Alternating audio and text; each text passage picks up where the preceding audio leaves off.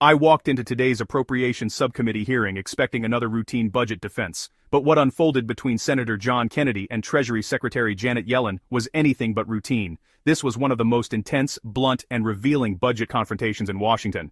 Kennedy got straight to the point. He asked Yellen if the budget was $500 billion more. Yellen admitted, yes, $500 billion more. Kennedy compared, population up 1.8%, federal spending up 55%. Isn't that a fact? Spending skyrockets, population barely moves. Thank you, Mr. Chairman. Welcome, Madam Secretary. Thank you. Madam Secretary, isn't it a fact that the President's proposed budget next fiscal year is $500 billion more than this fiscal year? On the spending side? Yes, that's what a budget is. Yeah, it is about $400 billion. It's about $500 billion more, right? It's about what? $500 billion more, right? About that. Isn't it a fact that since 2019 until today, I'm not including the extra $500 billion that y'all want to spend, since 2019 through today, U.S. population has increased 1.8%, and the federal government's budget is up 55%. Isn't that a fact? Well, we had a pandemic. Isn't that a fact, though? Are my numbers right? I don't know those numbers. You don't know? You never looked at that? I don't have those numbers in my head. I'm not disputing them. Okay. Kennedy moved to taxes, asking if the president's budget includes $4.7 trillion in new taxes. Yellen, yes, no spin, no hesitation. Kennedy pressed on. Under this budget, debt rises from $33 to $51 trillion by 2033. Yellen admitted, yes, Washington math on full display. Isn't it a fact that the president's proposed budget proposes $4.7 trillion in new taxes? It does propose significant additional taxes, yes. $4.7 trillion? Something like that, yes. Okay. You talked about reducing deficit. Isn't it a fact that under President Biden's proposed budget, that gross debt will rise from $32.7 trillion at the close of this year to $51 trillion by 2033? I'm sorry, what number did you give me for?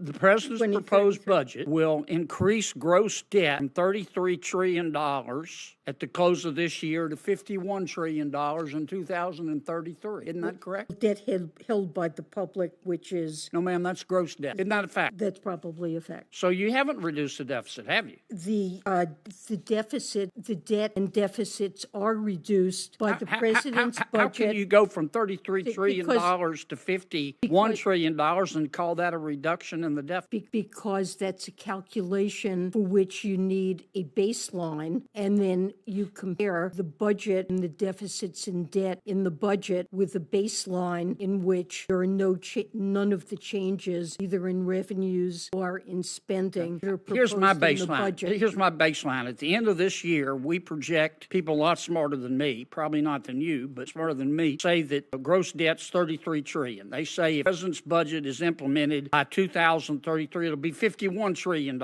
Isn't that a fact? If the president's budget is not implemented and none of the changes are made, it will be worse than that. And so the president's budget has improved the fiscal outlook relative to what we would have without the president's proposals. Even though it raises gross debt from $33 trillion to $51 trillion, you say that's an improvement? It is an improvement because it raises taxes by more, and it leads to... That includes taxes. In what world is that an improvement other than Washington and La La Land? It's an improvement in that the revenue increases far exceed proposed investments. Okay. Kennedy pivoted to Silicon Valley Bank, asking Yellen if she knew the Fed had warned SVB about risk management back in 2019. Yellen said she had no idea and wasn't responsible for bank supervision. Kennedy pushed back, saying, "You're in charge of the banking crisis." This exposed a stunning disconnect between Treasury leadership and the warnings before SVB's collapse. All right, let me ask you this. Isn't it a fact that in January of 2019, the Federal Reserve issued a warning to Silicon Valley Bank over its risk management system? I have no idea. I'm not responsible in any way. But you're in charge of the banking bailouts and the crisis, right? I am not involved in banking supervision, and I don't have access to any information about the supervision of Silicon Valley Bank. Okay, so you don't know whether or not the Fed, you haven't looked and see whether or not the Fed issued a warning, 4 years ago to the bank over its risk management system? That's not public information, and it's not Sure it is. It's in the information. Wall Street Journal. Well, it may be in the Wall Street Journal, but it's not public information, and it's not information that I have access to. I'll give you a copy of this article. I've read the article, but Fed issued a matter requiring attention, and it said your risk management practices are terrible and you need to improve them. that is what the article says. Right. Isn't it a fact that months before SVB went under, that the bank disclosed that its mark-to-market value of its bonds was $16 billion less than their balance sheet value? They did make such a statement. Yeah. Did the people at the Federal Reserve just not read it? I'm not at the Federal Reserve. I know. I was at the Federal Reserve. But you're at the Treasury, and you're in charge of the banking crisis. Let me ask you. I am not in charge of the supervision of the bank. Let me ask you this. Senator Hinder talked about the 2018 amendments to the Dodd-Frank Act. Isn't it a fact? Now, SVB was not stress tested in 2022. 34 banks were. Here's the Fed's report. Isn't it a fact if SVB had been stress tested, it would have passed? Stress tests look at capital of a bank. Here's the yes, ma'am. Under the stress test, isn't it a fact that SVB would have passed? I don't know. It wasn't stress tested. You need to look into that, Madam Secretary. This is not my job. This is the Federal Reserve's job. Isn't it a fact that when the Federal Reserve stress tested in 2022, it only stress tested credit risk, it didn't stress test duration risk? Isn't that a fact? I believe the stress tests in general partially address and take account of interest rate No, risk. ma'am. I've read it. Here it is. You're in Dallas. Well, to the extent that there are assets held and available for sale portfolio that would suffer losses due to changing interest rates, that would be captured in the bank's No, ma'am. capital. It's not there. I've read it. Madam Secretary, I thought I understood your proposed budget. I want to walk you through it again. Isn't it a fact that the president's proposed budget increases spending by $500 billion over the current budget? There is an increase in 24 over 23 by about that much. Okay. In outlays. Isn't it a fact that the president's budget poses new taxes of $4.7 trillion? That's probably right, yes. Okay. Kennedy asked, "What percentage of our GDP is too much debt?" Yellen couldn't give a number. She said it's about interest payments, not a set limit. Kennedy joked, "We're just slowing the heart attacks, not stopping them." For more breakdowns of government spending, subscribe to Capital Conservatives. Kennedy pressed Yellen on Keynesian economics: spend during downturns, but pay it back after. Yellen wouldn't commit, highlighting a sharp ideological divide in the hearing. And isn't it a fact? I'm talking about gross debt now, not debt held by the public.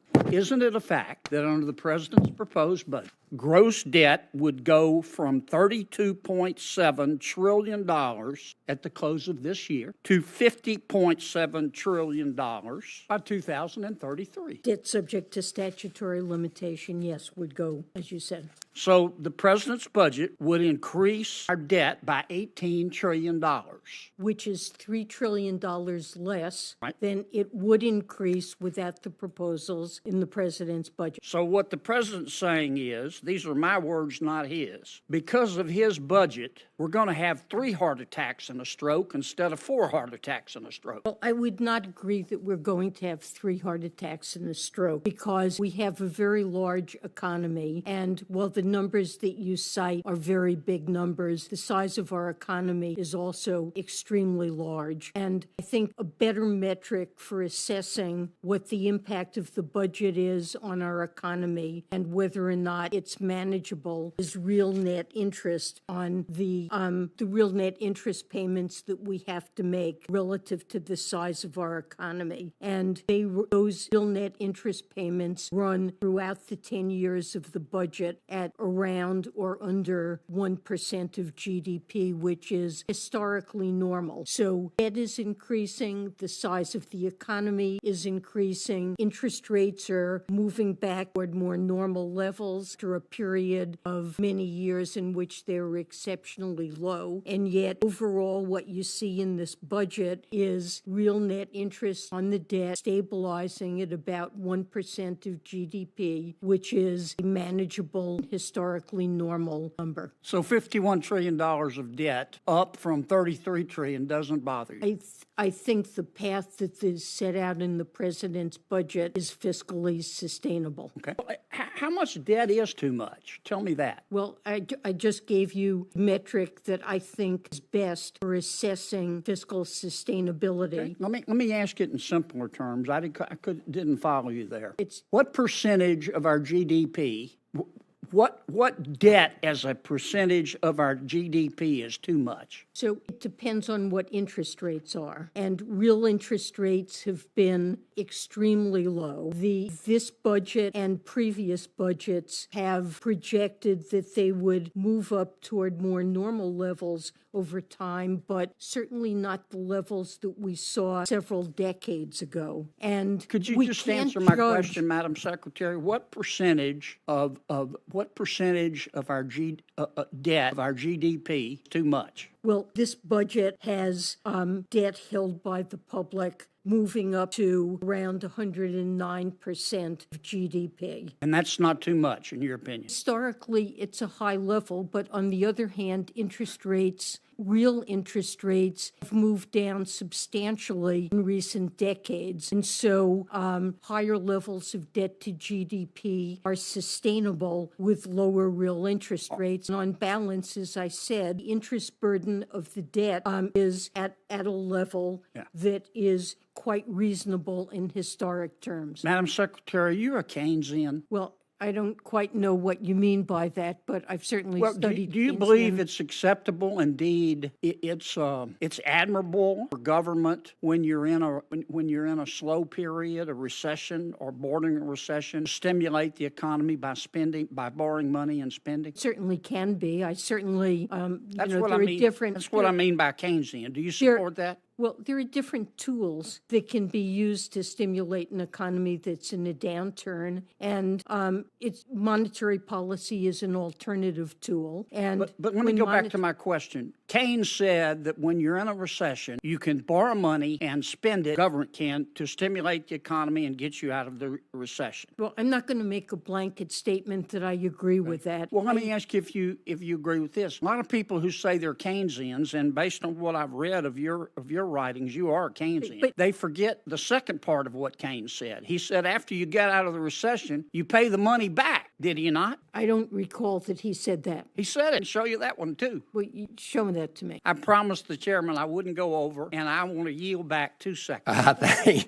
Thank you, Senator Kennedy. Today's hearing showed Washington's refusal to face the debt crisis, spending up, taxes up, debt exploding, and accountability missing. If you found this valuable, smash like, subscribe, and turn on notifications for Capitol Conservatives. Stay informed, stay bold, and stay